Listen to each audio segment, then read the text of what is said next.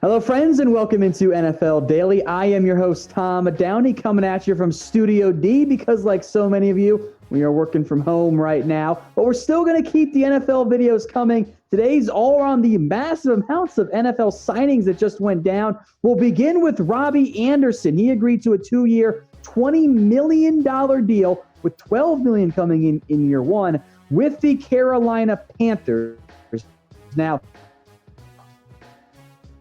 fascinated by this deal in part because it's kind of a reunion for Anderson and for Matt Rhule. Remember, Anderson played at Temple under the new Panthers head coach, Matt Rhule. Now, I believe the Panthers actually offered more than the Jets did. That is significant and noteworthy to me.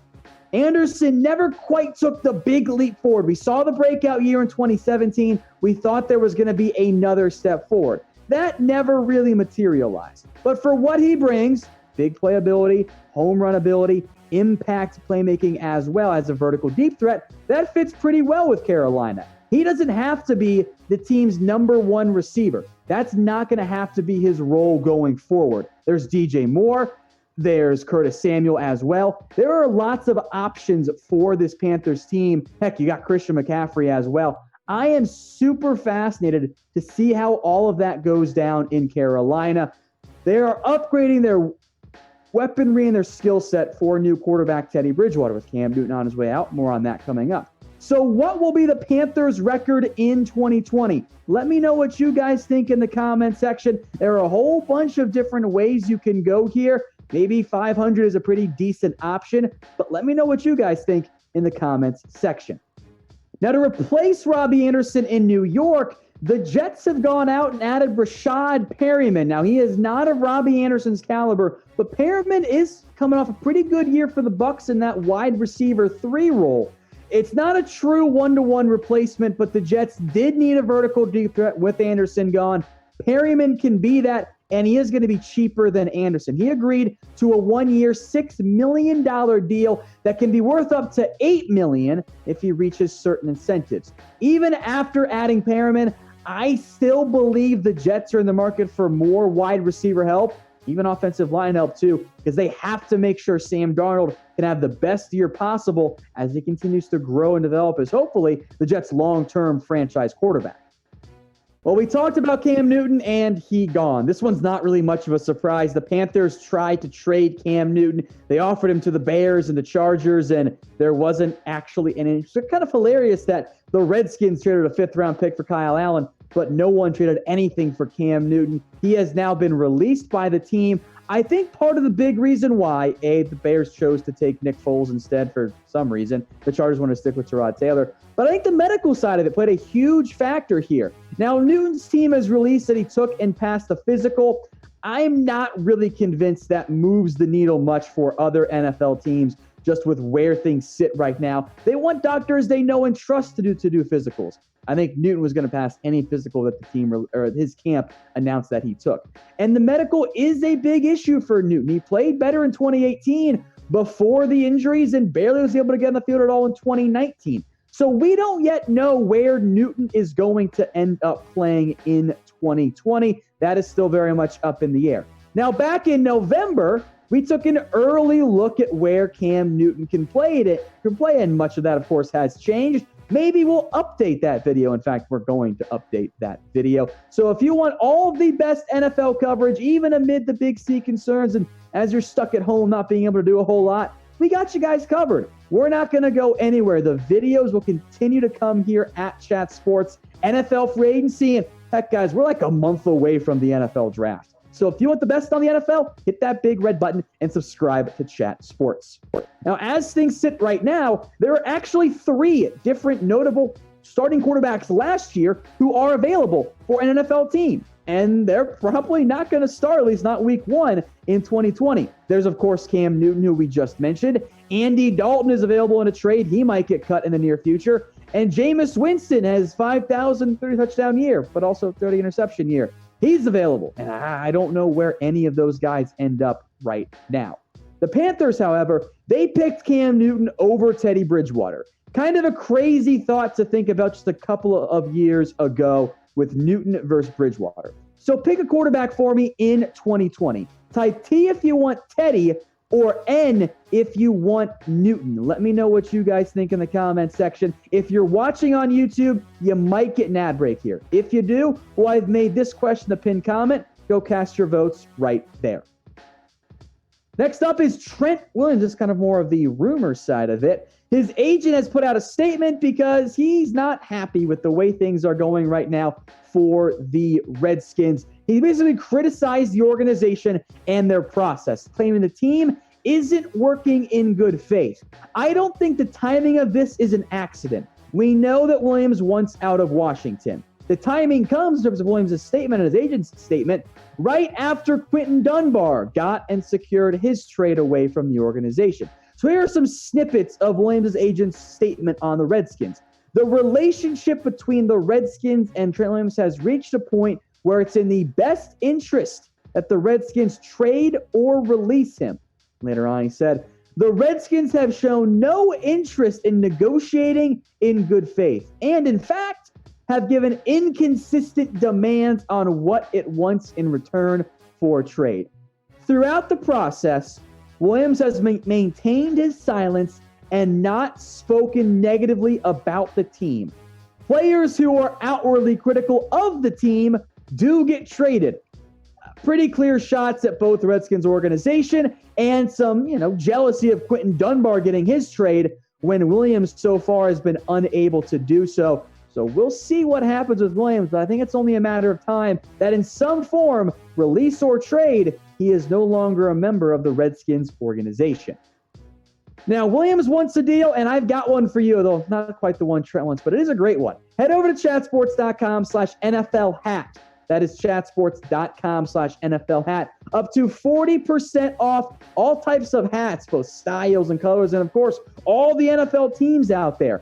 That link saves you up to 40% off, and I will put it both in the comments and the description of this video. So all you guys got to do is click and shop. That is chatsports.com/NFL hat. Go check it out today. There's a whole bunch of great options out there. All right, some more NFL free agency moves. Phillip Dorsett is heading out west to the Seattle Seahawks. Agreed on a one-year deal. Contract details not yet known. That's a former first-round pick joining the Seahawks. But the issue is he's never really lived up to expectations. He's bounced around. The Colts have had him. The Patriots have had him. He still brings speed. He could be a decent wide receiver for you. But if you're asking him to be a key impact player for your offense, I don't think it's really going to work out. Now, he does bring some big playability. He had a bunch of touchdowns back in 2019, but the consistency has never been there. This is not the production you're looking for out of a former first-round pick. You're looking for more. Now, Seattle did need wide receiver depth. I love Tyler Lockett. I love DK Metcalf. Beyond those guys, they don't have a whole lot.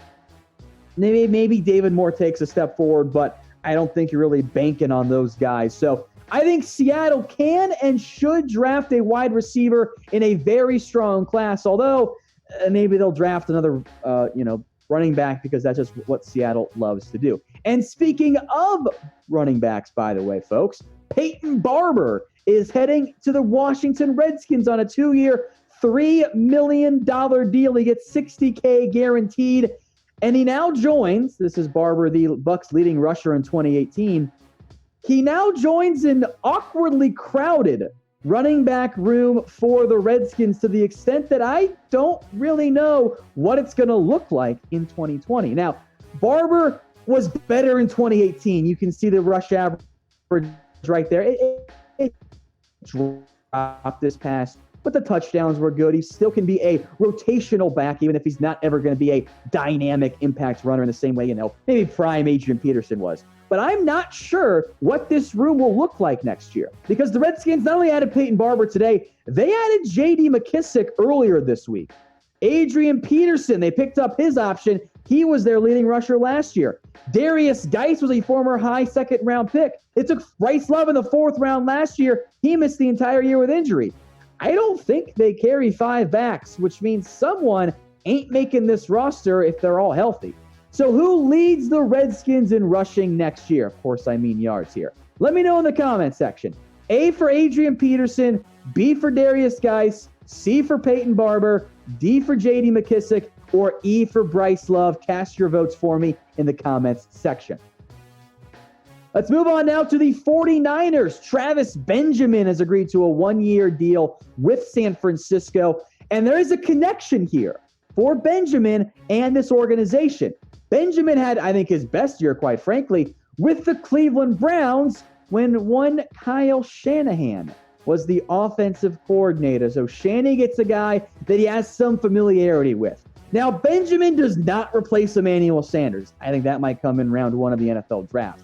But he does bring some familiarity between coach and scheme and player, some depth, which was needed for San Francisco, on a low, what I assume is a low contract, low risk, high reward, and potential return value as well.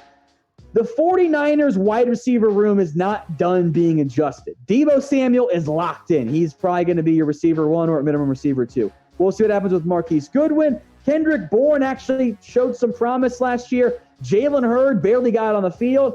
I don't know if Dante Pettis is going to make the roster, in all honesty. So the depth is fine. We also have Richie James Jr. and Trent Taylor, but the starters, the high-impact guys, that is still a key area of need for San Francisco.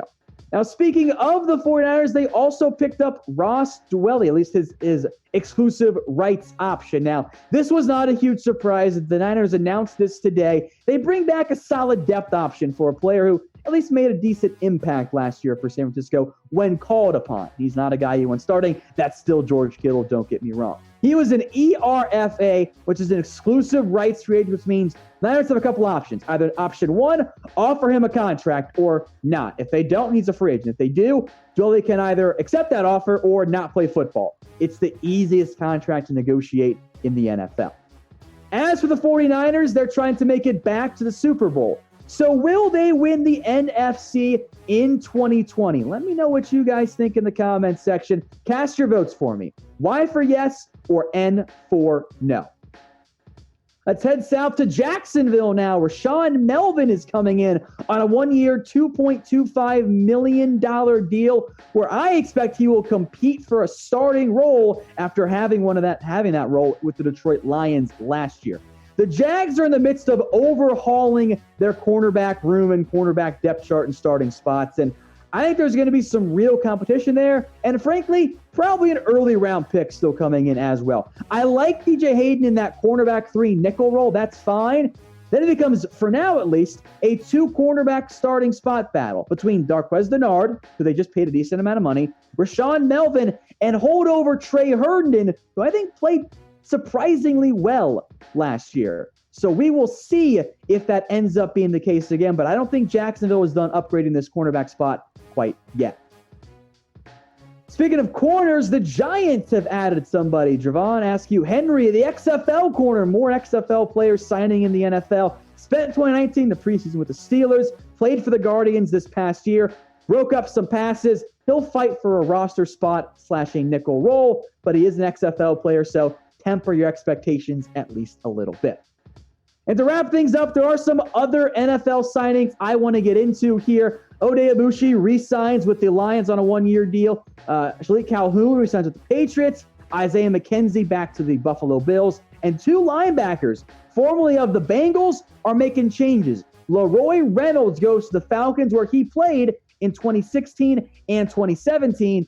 And then Nick Vigil, who I think could actually get some serious snaps for the Chargers, has agreed to what I believe is a one-year deal out in LA.